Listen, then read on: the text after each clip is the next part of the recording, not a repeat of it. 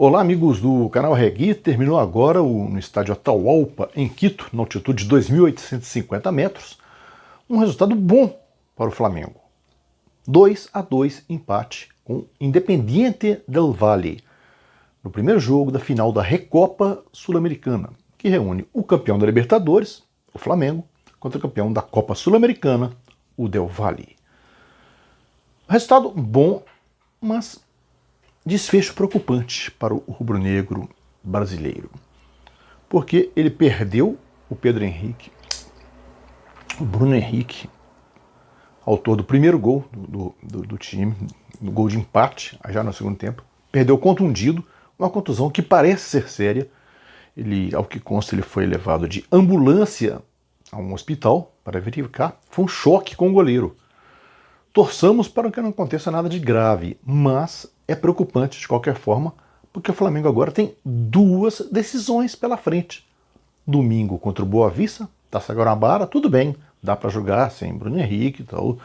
O time é suficiente para vencer, até com as reservas, o time de Bacaxá.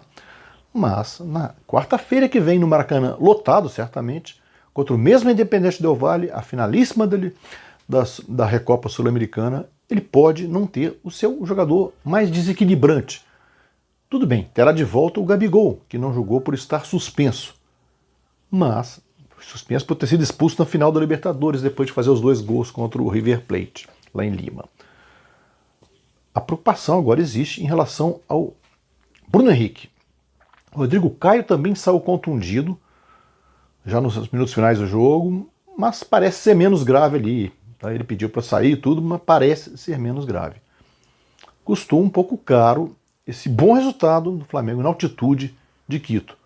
Altitude essa que não impediu o time de correr. O time correu o que pôde, mas tira muito da intensidade com que o Flamengo gosta de envolver seus adversários, desde que está sob a direção do Jorge Jesus. Essa intensidade não foi vista na capital equatoriana. Por 2 motivos. Porque o time nitidamente procurou se adaptar às condições da altitude, e o Independiente Santa Fé é um time muito bem armado.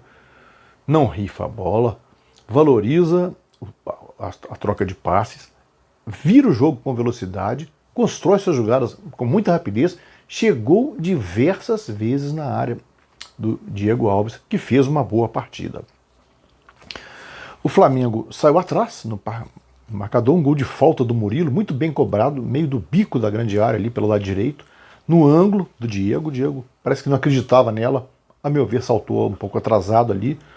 Não diria que foi um frango, não, longe disso, mas talvez um vacilo ali, uma hesitação que custou caro. De qualquer forma, o gol foi muito bem feito, muito boa a cobrança. Isso aos 19. Aos 26, o Flamengo foi prejudicado pela primeira vez pela arbitragem no jogo. Ele enfrentou também uma arbitragem ruim, do Lodan Gonzalez.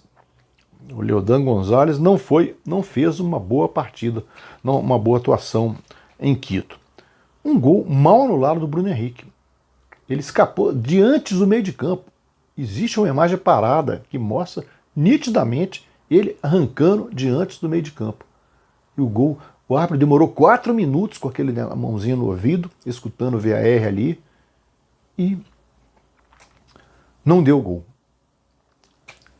O VAR, o árbitro de VAR, também uruguaio, Esteban Ostorric, determinou ali impedimento. O árbitro Leodan Gonzalez foi atrás. De qualquer forma, o Flamengo prejudicado ali. No segundo tempo, com a entrada do Vitinho no lugar do Diego, que foi o preferido pelo Jorge Jesus para substituir o suspenso Gabigol, o Flamengo cresceu.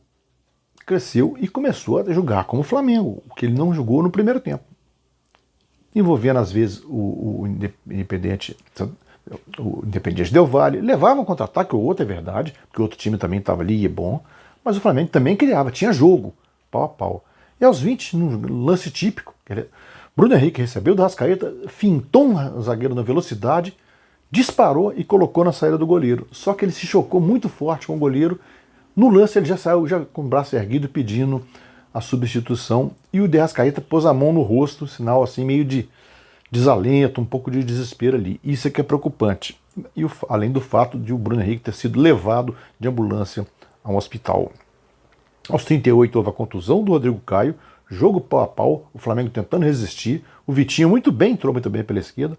Aos 40 minutos, o substituto do Bruno Henrique, Pedro, fez o gol da virada. Numa bola recuperada pelo Everton Ribeiro pela direita da grande área, ele cruzou, o Pedro colocou na saída do goleiro. Meio de carrinho ali na entrada da pequena área, parecia o gol da vitória, de nova vitória impressionante do Flamengo. Mas dada a saída, teve uma confusão ali, jogadores discutindo, o Arão discutindo com o adversário e tal, com o Murilo.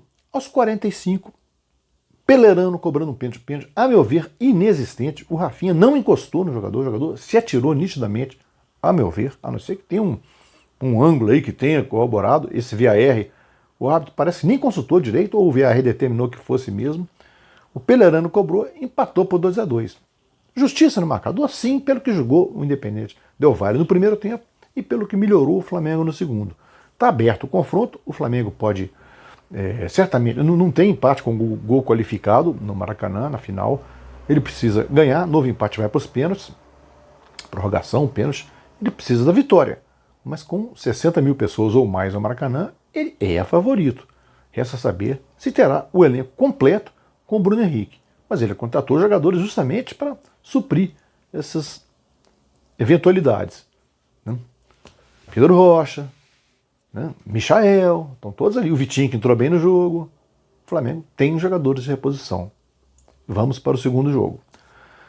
Pela Libertadores, a fase preliminar, o primeiro jogo entre Internacional e Tolima, jogo em Ibagué, na Colômbia, Tolima e Internacional, 0-0. Resultado bom. O Internacional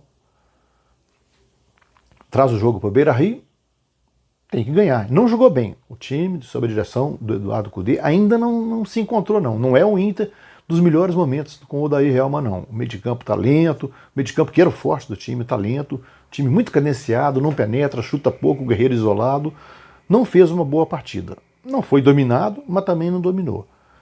Há que se lembrar que o empate com gol da Tolima. Um empate com gol da Tolima. Então o Inter tem que tomar cuidado. Não sofrer gol e ganhar o jogo. E ele é favorito no Beira-Rio para se classificar, ser o 7º brasileiro na fase de grupos da Libertadores e compor um grupo que vai ter justamente o Grêmio.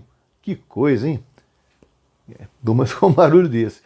E na Copa Sul-Americana o Vasco segurou um 0-0 com o Oriente Petroleiro em Santa Cruz de la Sierra, não tem altitude, na Bolívia, 0-0, classificou-se para a segunda fase. Um dia depois do dissabor da eliminação do Fluminense, o Vasco garante mais uns trocadinhos aí, ele que está com problemas financeiros, garante uma boa poupança aí para a próxima fase da Sul-Americana. E só para citar 2 jogos aqui da Copa do Brasil, alguns jogos já pela segunda fase, Náutico 1, Botafogo 1 nos pênaltis, Botafogo 4-3 com 2 defesas de pênalti do Gatito. Impressionante esse goleiro em cobrança de pênalti. O Botafogo avança na competição, assim como o Ceará, que empatou com o Oeste por 1-1 aqui, perto de São Paulo, em Barueri, ganhou nos pênaltis 4-2. O Ceará também, o Vozão, também novamente dirigido pelo Anderson Moreira, avançando. O Botafogo na estreia do Paulo Tuori na direção. É isso aí, meus amigos. Inscrevam-se no canal Arregui.